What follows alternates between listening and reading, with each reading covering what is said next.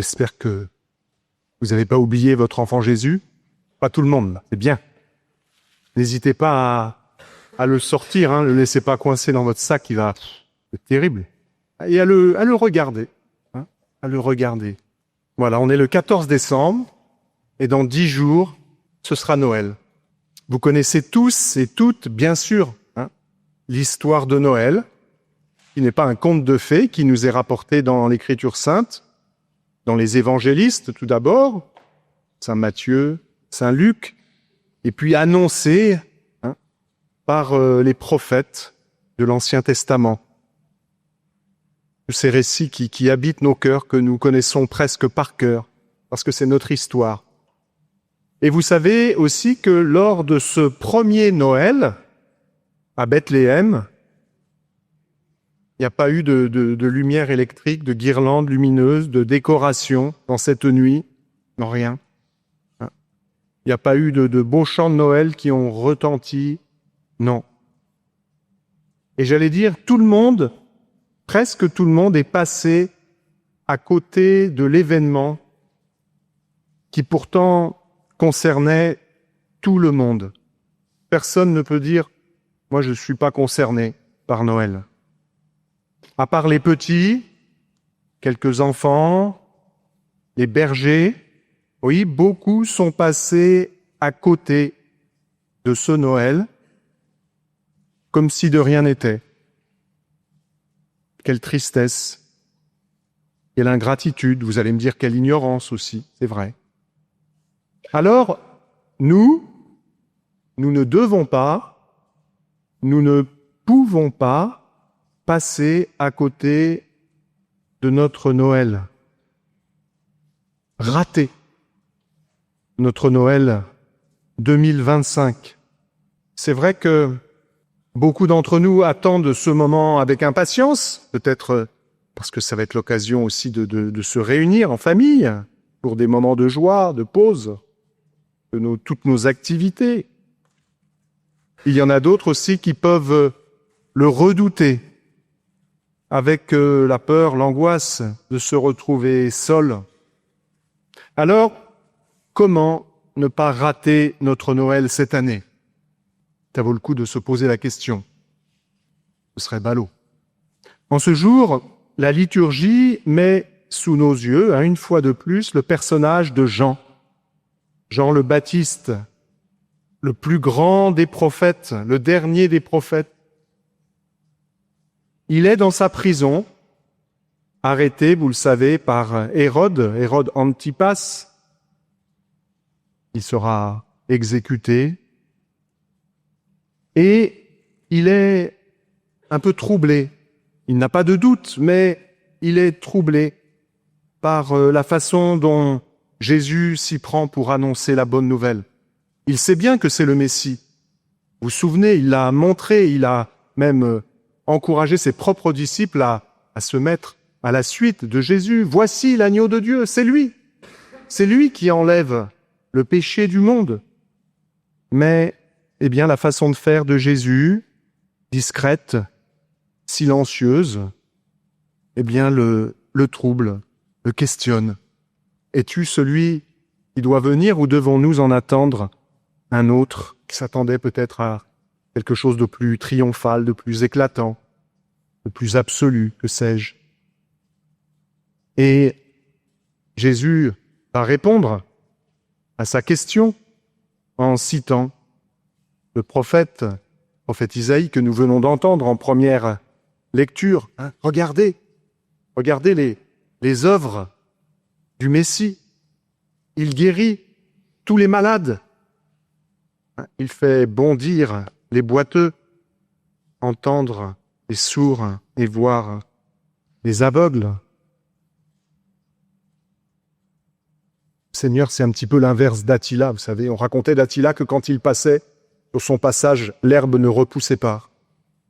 Le Messie, c'est l'inverse. Je ne sais pas si vous avez fait attention à cette image qui nous est donnée dans la première lecture. On nous dit que le pays aride, il exulte et fleurit comme la rose qui se couvre de fleurs des champs. il exulte et crie de joie. Oui, le Seigneur, c'est lui qui fait fleurir, refleurir toutes les terres brûlées, les terres desséchées, les terres arides. Alors, ne nous étonnons pas si nous aussi, parfois, nous pouvons être comme Jean, déconcertés devant le Christ. Parfois, nous avons tant de mal à entrer dans les voies du Seigneur. On ne comprend pas bien par où le Seigneur nous fait passer. Mes pensées ne sont pas vos pensées, dit le Seigneur. Mes chemins ne sont pas vos chemins. Autant le ciel est élevé au-dessus de la terre, autant mes pensées sont élevées au-dessus de vos pensées et mes chemins au-dessus des vôtres. J'imagine, je sais que tous ici présents, il y a dans nos cœurs peut-être beaucoup de choses qui nous inquiètent, qui nous agressent, inquiétude de la maladie, inquiétude pour les enfants, inquiétude pour nos aînés, inquiétude pour notre vie professionnelle ou scolaire, étudiante, inquiétude devant la perte d'un être cher, inquiétude devant notre propre péché, notre propre misère. Notre cœur aurait beau nous condamner, Dieu est plus grand que notre cœur. Et si nos cœurs sont inquiets, si nos cœurs sont pesants, alors plus de doute, ce Noël est vraiment pour nous. Tu le vois, Seigneur, ton peuple attend avec foi la fête de la naissance de ton Fils, dit la prière d'ouverture de ce jour. Nous t'en prions, accorde-nous de parvenir au bonheur d'un tel salut et de le célébrer solennellement avec une joie toujours nouvelle. Il vient, il arrive, il vient pour nous, les pauvres, les petits, les découragés, les malades, les handicapés du cœur, que nous sommes tous et toutes. Il vient pour nous sauver, nous libérer. Ce geste que nous allons accomplir de la bénédiction des Bambinelli n'est pas un geste anodin. Nous allons porter en nos mains ce petit enfant qui se fait une joie de nous rejoindre, non pas pour un soir, pour le 24 décembre au soir, mais pour rester avec nous toujours. Il quémande notre hospitalité. Je veux venir dans ta vie. Je veux venir dans ton cœur, dans ta famille.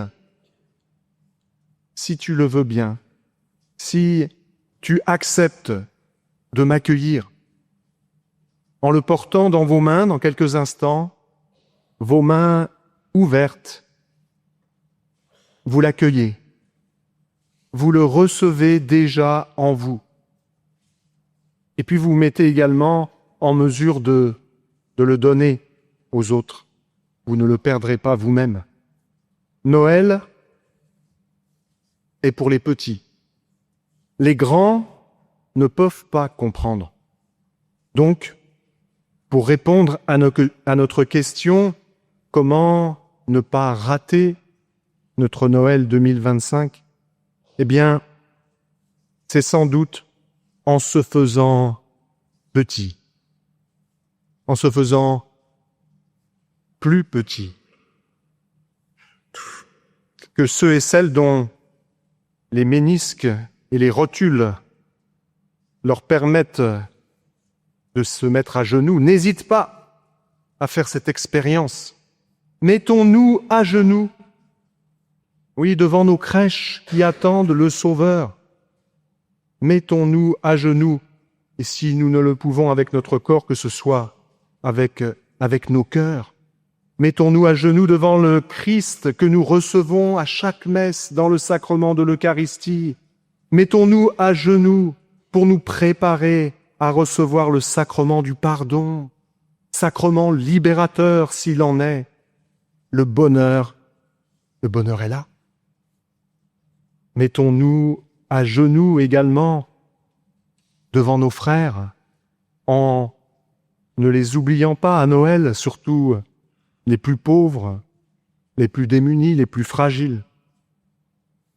La fête de Noël que nous célébrerons dans 10 jours n'est pas un événement ponctuel.